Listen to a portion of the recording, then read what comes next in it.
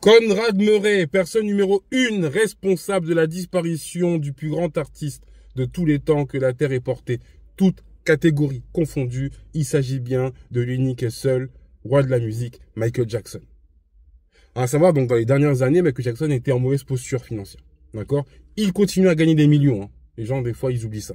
Il continue à gagner des millions, mais par rapport à son train de vie, il était en déficit. Donc, afin de pouvoir réguler la chose, il était contraint de faire une tournée qui allait, entre guillemets, régler ses problèmes et lui donner un souffle nouveau.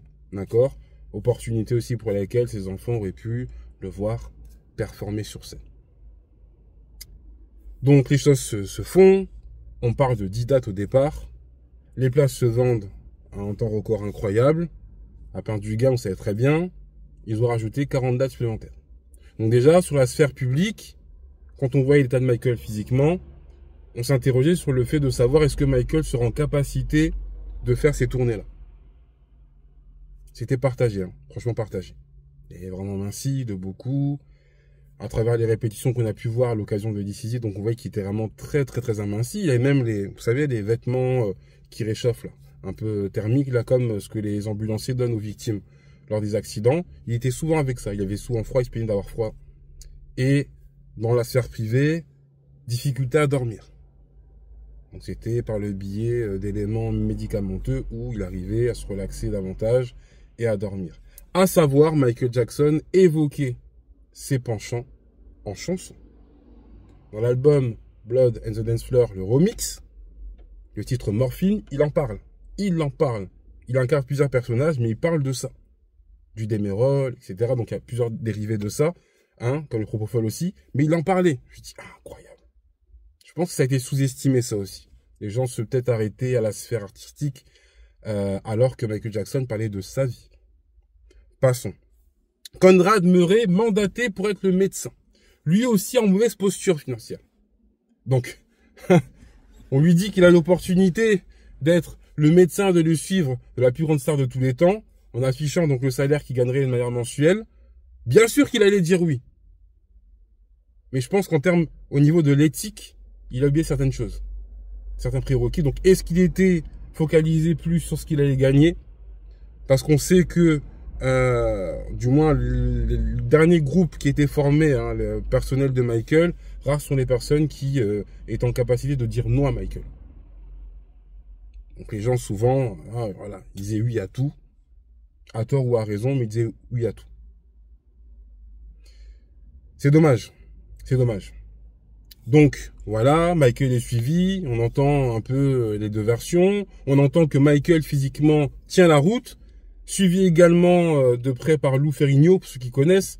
Ancien bodybuilder de renom, des années 70 et autres, qui a fréquenté un certain Arnold Schwarzenegger. Et ce personnage-là, donc, était un peu le coach de Michael.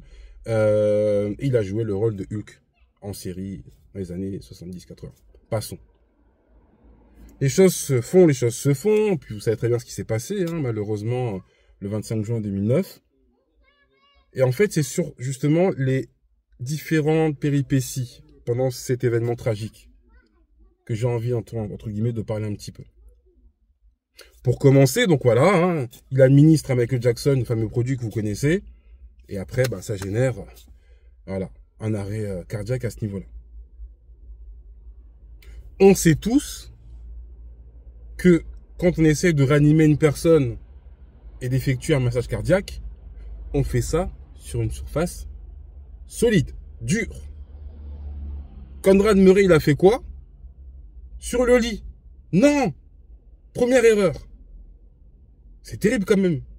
Deuxièmement, il aurait mis entre une demi-heure et 40-45 minutes avant d'appeler. Avant d'appeler.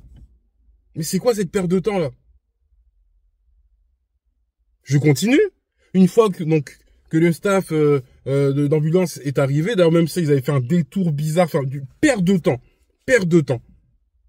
Lui, pendant ce temps-là, il s'était empressé de ramasser les pièces à conviction. De les cacher, etc. Donc déjà, de 1, tu te comportes comme ça, c'est que tu as vraiment quelque chose à te reprocher.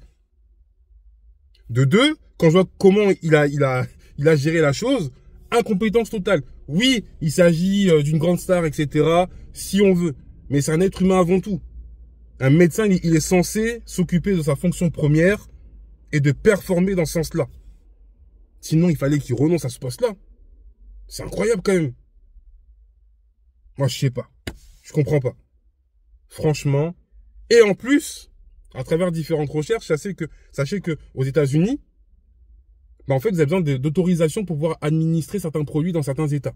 Or, Conrad Murray n'était pas habilité à administrer des produits qu'il a donnés à Michael Jackson. Donc en fait, le gars était en infraction totale. Est-ce qu'il était fabulé par la part du gain plus qu'autre chose? Je ne sais pas. Il n'y a que lui, il y a que Dieu qui sait.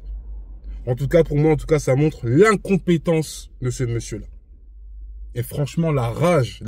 Je me dis qu'en réalité, si, bien évidemment, avec des si on pourrait refaire le monde, mais je me dis que si il avait été vraiment apte à pouvoir gérer ce genre de cas et pas faire des choses bizarres comme un novice qui dirait de commencer son métier, peut-être, je dis bien peut-être, que ça aurait changé la donne.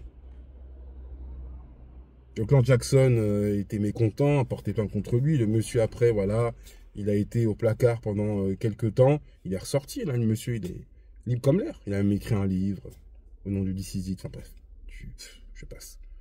Faire des interviews en pleurant, en disant qu'il est Michael Jackson, etc.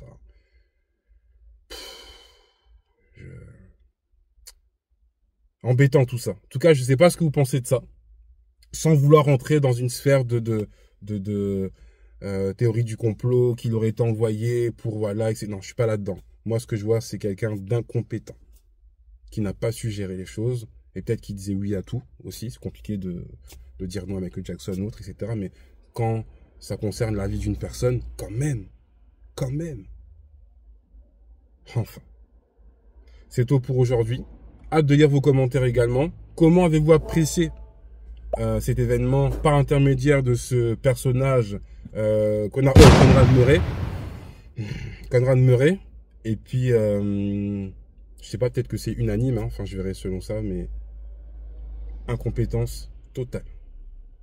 Enfin bref, hâte de vous lire, prenez soin de vous, je dis à très bientôt, à la suite pour un prochain épisode.